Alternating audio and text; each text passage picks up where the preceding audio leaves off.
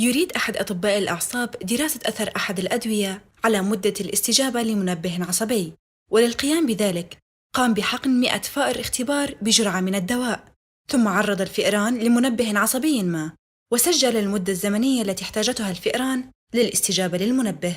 متوسط مدة استجابة الفئران للمنبه العصبي عندما لا يتم حقنها بالدواء يساوي 1.2 ثانية، وبالنسبة للفئران التي تم حقنها بالدواء فقد أظهرت التجربة أن متوسط مدة استجابتها للمنبه يساوي 1.5% ثانية، بانحراف معياري يساوي 5/10 ثانية.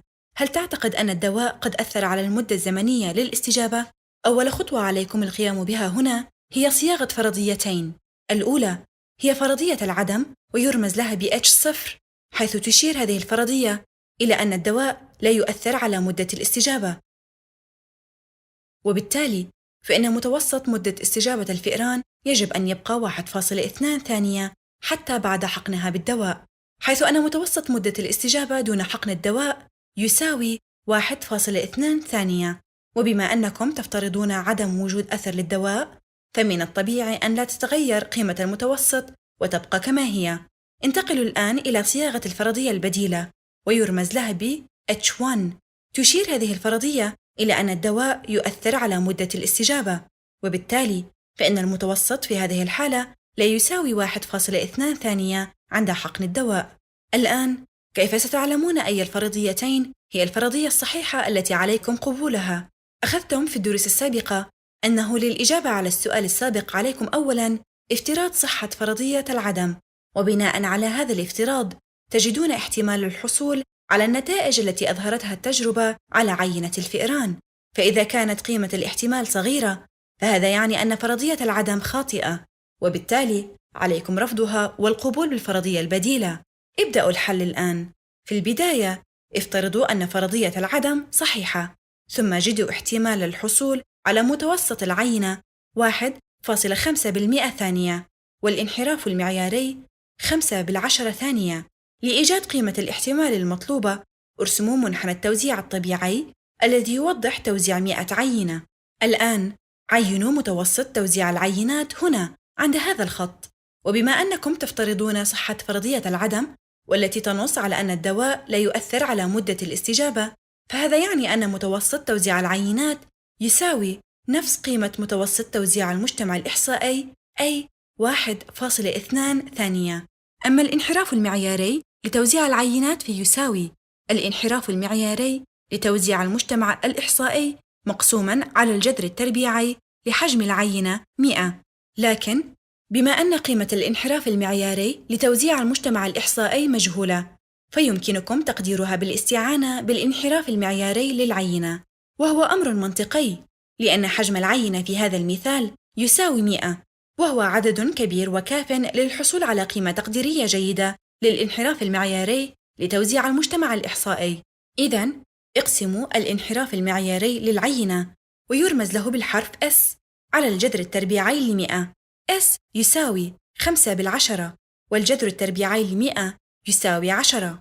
وارسموا هذا الشكل الذي يشبه القبعة فوق رمز الانحراف المعياري لتوضحوا أنكم قمتم بتقدير الانحراف المعياري للمجتمع الإحصائي باستخدام قيمة الانحراف المعياري للعينة.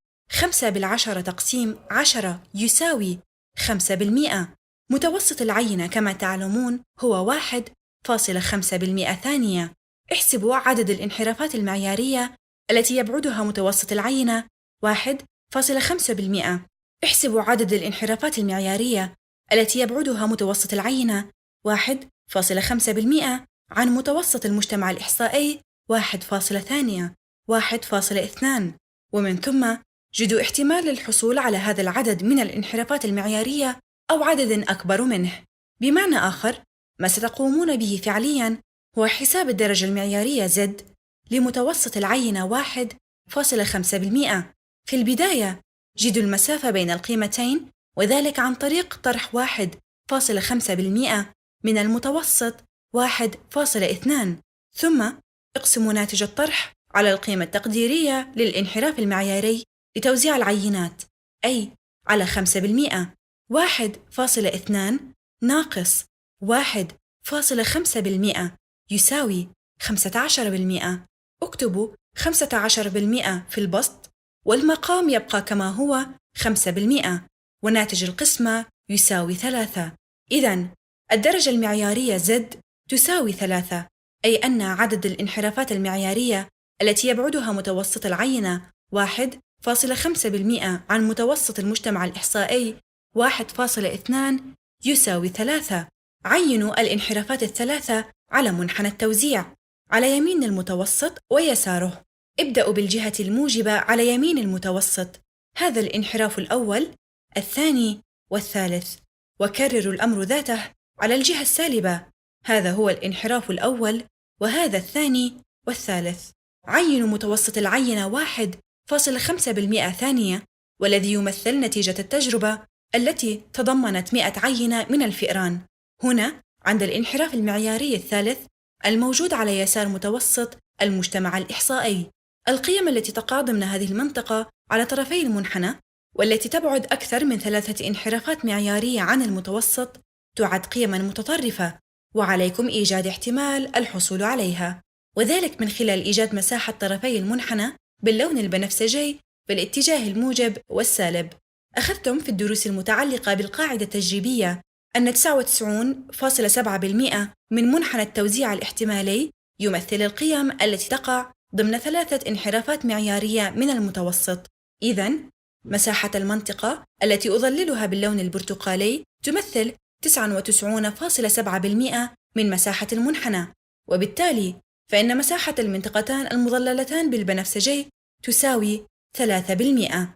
تستنتجون بذلك أنه عند افتراض صحة فرضية العدم التي تنص على أن الدواء لا يؤثر على مدة الاستجابة، فإن احتمال الحصول على عينة متطرفة أكبر من أو تساوي 1.5% يساوي 3% فقط، أي أن الحصول على متوسط العينة 1.5% في حال افتراض صحة فرضية العدم يمثل 1 من 300، وهي فرصة أو احتمالية ضئيلة جداً. وبما أن نسبة الاحتمال التي حصلتم عليها ضئيلة جداً، فيمكنكم رفض فرضية العدم والقبول بالفرضية البديلة.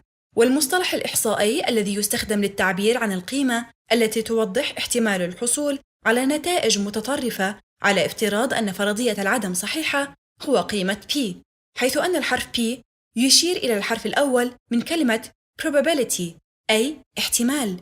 إذن قيمة P لهذا المثال تساوي 3/1000، وهي كما ذكرنا قبل قليل قيمة صغيرة جدا في حال افتراض صحة فرضية العدم. لذلك عليكم رفض فرضية العدم وقبول الفرضية البديلة، وهي أن الدواء الذي تم اختباره على الفئران أثر على المدة الزمنية التي احتاجتها للاستجابة للمنبه العصبي. نصل بهذا إلى نهاية الدرس.